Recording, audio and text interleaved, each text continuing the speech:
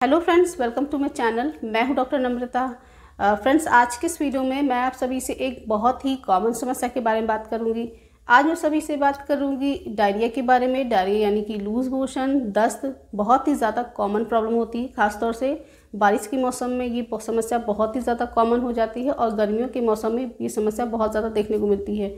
तो चाहे बच्चे हों, बुज़ुर्ग हों या फिर एडल्ट हों, लगभग सभी को ये समस्या देखने को मिल सकती है। क्या होता है कि हमको बहुत ज़्यादा लूज़ मोशन लगते हैं, बार बार फ्रिक्वेंट लूज़ मोशन होते हैं। इसकी वजह से हमको बहुत सारे कॉम्प्लिकेशन देखने को मिल सकते हैं।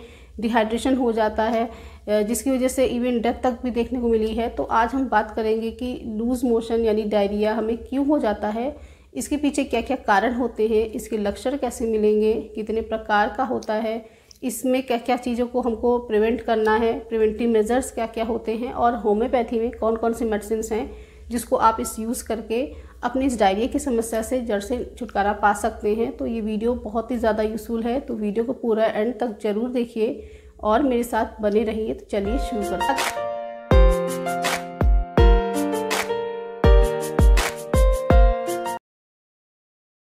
वीडियो को शुरू करने से पहले अगर आप लोगों ने अभी तक मेरे चैनल को सब्सक्राइब नहीं किया है, आप पहली बार मेरा वीडियो देख रहे हैं और आपने मेरे चैनल को सब्सक्राइब नहीं किया है, तो चैनल को सब्सक्राइब करके बेल आइकन को जरूर प्रेस कर लें, जिससे कि आने वाली वीडियो की नोटिफिकेशन आपको मिलती रहे। कि दस्त के बारे में बात कर लेते हैं। तो अगर आपको एक दिन में 3 बार से ज़्यादा अगर आपको मोशन पास हो रहे हैं, मोशन आपके लूज़ हैं, वाटरी हैं, पानी जैसे मोशन आपको पास हो रहे हैं और बार बार आपको मोशन जाना पड़ रहा है, तो इस कंडीशन को हम डायरिया बोलते हैं, लूज़ मोशन बोलते हैं।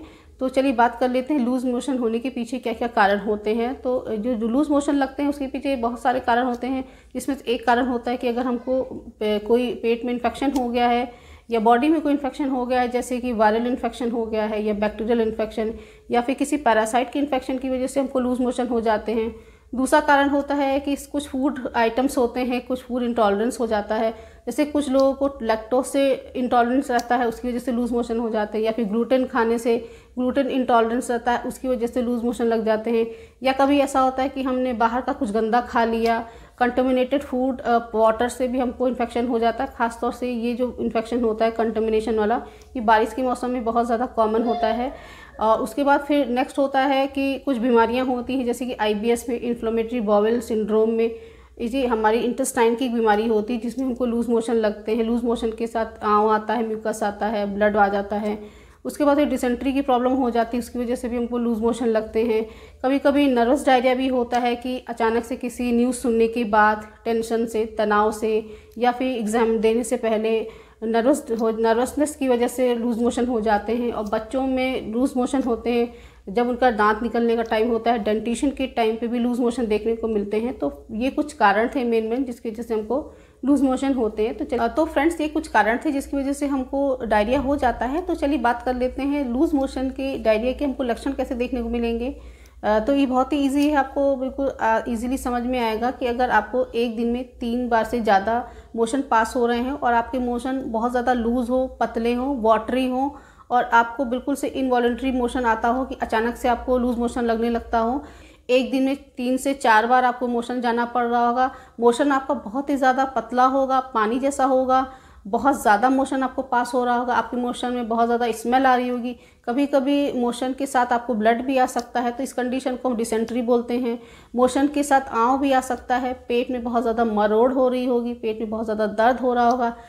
जब कभी आपको किसी इन्फेक्शन की वजह से लूज़ मोशन हो रहे हैं तो उस कंडीशन में आपको फीवर भी आ सकता है, नोज़िया भी आपको हो सकता है, वॉमिटिंग भी हो सकता है, और आपको चक्कर आ सकता है, बहुत ज़्यादा आपकी पल्स डाउन हो सकती है। क्योंकि जब लूज़ मोशन हमको बार बार होते हैं तो उस कंडीशन में हमारे शरीर से आवश्यक पानी होता है और खनिज लवण ये बाहर निकल जाते हैं, तो जिसकी वजह से हमारे शरीर में डिहाइड्रेशन हो जाता है। तो डिहाइड्रेशन की वजह से हमको बहुत ज़्यादा कमज़ोरी लगती है, पल्स बिल्कुल धीमी हो जाती है, स्लो हो जाती है, चक्कर आते हैं, बहुत ज़्यादा प्यास लगती है, गला बहुत ज़्यादा सूखता है, बहुत ज़्यादा कमज़ोरी लगती है। तो इस तरीके के लक्षण आपको लूज़ मोशन में देखने को मिल सकते हैं। तो 2 दिन से ज़्यादा अगर आपको लूज़ मोशन हो गए तो ऐसी कंडीशन में आप डॉक्टर से ज़रूर परामर्श करें, क्योंकि ये बहुत साधारण सी देखने वाली बीमारी बहुत ही ज़्यादा घातक हो जाती है आगे चल करके। फ्रेंड्स, ये थे डायरिया के लक्षण और उसके कारण। तो चलिए बात कर लेते हैं होम्योपैथिक मेडिसिन के बारे में। तो आज मैं सभी से कुछ टॉप ग्रेडेड होम्योपैथिक मेडिसिन के बारे में बात करूंगी जो कि लूज मोशन पे, डायरिया पे बहुत अच्छे से वर्क करती हैं, टॉप ग्रेडेड मेडिसिन रहती है। तो इसमें फर्स्ट मेडिसिन रहेगी एलोज। एलोज टॉप ग्रेडेड मेडिसिन होती है, लूज मोशन की बहुत ही ज़्यादा इफेक्टिव दवा होती है, बहुत ही ज़्यादा कारगर दवा होती है। इसका इंडिकेशन होता है कि इसमें इनवॉलंटरी मोशन अगर आपको पास हो रहे हो, कि आपको अचानक से जैसे ही आप कुछ खाते हो आपको तुरंत ही टॉयलेट जाना पड़ रहा हो, आपको भाग करके टॉयलेट जाना पड़ रहा हो, इनवॉलंटरी मोशन अगर आपको हो रहे हो, में आप एलोज ले सकते हैं। एलोज 30 में आपको स्टार्ट करना है। एलोज 30 की 2-2 बूंद को आप 1-1 घंटे पर रिपीट करिए। आपको लूज मोशन में जब आराम मिल जाए तो आप इसको सुबह दोपहर शाम करके 2 दिन के बाद आप इस मेडिसिन को बंद कर सकते हैं। उसके बाद सेकंड मेडिसिन रहेगी क्रोटन टिक। क्रोटन टिक भी one of the best medicine होती है डायरिया की। इसका जो इंडिकेशन होता है, इसमें जो मोशन होता है वो बहुत ही ज़्यादा इनवॉलंटरी रहता है, उसके साथ ही साथ गन शॉट लाइक होता है, जैसे पिचकारी की तरह मोशन पास होता है और एक बार में ही सारा मोशन पास हो जाता है। इसमें आपको बार बार नहीं जाना पड़ता है। तो आपके शरीर में अगर इस तरीके के लक्षण मिल रहे हैं कि आपको मोशन बिल्कुल गन शॉट की तरीके से पास हो रहा हो, पिचकारी की तरीके से मोशन आपका पास हो रहा हो, मोशन आपका बहुत ज़्यादा वाटरी हो, तो उस कंडीशन में आप क्रोटन टिक ले सकते हैं। तो क्रोटन टिक 30 पोटेंसी में आपको लेना है। तो क्रोटन टिक 30 की 2-2 बूंद को दिन में 3 से 4 बार आप ले सकते हैं। और अगर आपको सिम्टम्स वर्स है तो आप 1-1 घंटे पर इसको रिपीट करिए। सिम्टम्स में आराम मिलने पर सुबह दोपहर शाम कर सकते हैं। उसके बाद थर्ड मेडिसिन रहेगी पोडोफाइलम। पोडोफाइलम भी one of the best medicine होती है। इसका इंडिकेशन होता है कि अगर आपको प्रोफ्यूज लूज मोशन हो रहे हैं और आपको गड़गड़ाहट के साथ लूज मोशन होते हैं, पेट में गड़गड़ाहट होती है, उसके बाद आपको लूज मोशन लगते हैं, मोशन आपको बहुत ज़्यादा पास हो रहे हो और बहुत ज़्यादा ऑफेंसिव हो, उसमें स्मेल बहुत ज़्यादा आ रही हो, साथ ही साथ मोशन में कभी कभी आँव भी अगर आपको आ रहा हो, तो उस कंडीशन में आप पोडोफाइलम ले सकते हैं।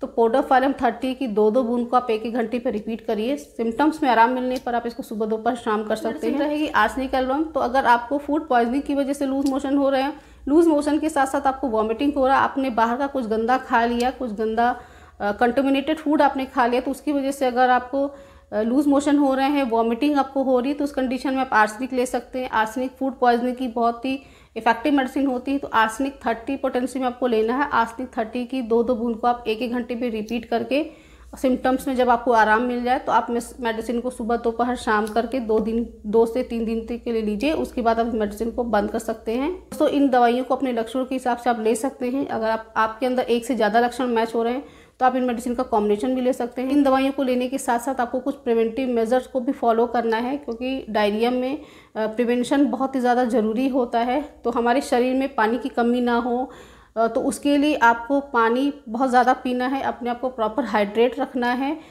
उसके लिए आप ORS ले सकते हैं, आप इलेक्ट्रोलाइट्स का सोल्यूशन ले सकते हैं, आप जूस पी सकते हैं। साथ ही साथ आप पतली खिचड़ी खाइए खाने में, क्योंकि उस समय हमारा डाइजेशन बहुत ज़्यादा वीक रहता है। तो आप हल्का फुल्का खाना खाइए, फ्रूट्स खाइए, अपने आप को प्रॉपर हाइड्रेट रखिए। और अगर आपके शरीर में कोई भी डिहाइड्रेशन के लक्षण लग रहे हैं, जैसे कि अगर आपको चक्कर आ रहा है, आपको फीवर आ रहा है, उल्टी हो रही है, पेट में बहुत ज़्यादा आपको दर्द हो रहा है, आपकी पल्स बहुत ज़्यादा डाउन हो रही है, तो उस कंडीशन में आप अपने डॉक्टर से ज़रूर परामर्श करें। फ्रेंड्स, आज की वीडियो में बस इतना ही। आई होप ये वीडियो आप सभी को पसंद आया होगा। फ्रेंड्स, वीडियो पसंद आया हो तो वीडियो को लाइक ज़रूर करें, फ्रेंड्स एंड फैमिली में शेयर करें। और अगर आपने मेरे चैनल को अब तक सब्सक्राइब नहीं किया है तो चैनल को सब्सक्राइब करके बेल आइकन को जरूर प्रेस कर लें, जिससे कि आने वाले वीडियो की नोटिफिकेशन आपको मिलती रहे। तो friends, thanks for watching. Wishing all very good health.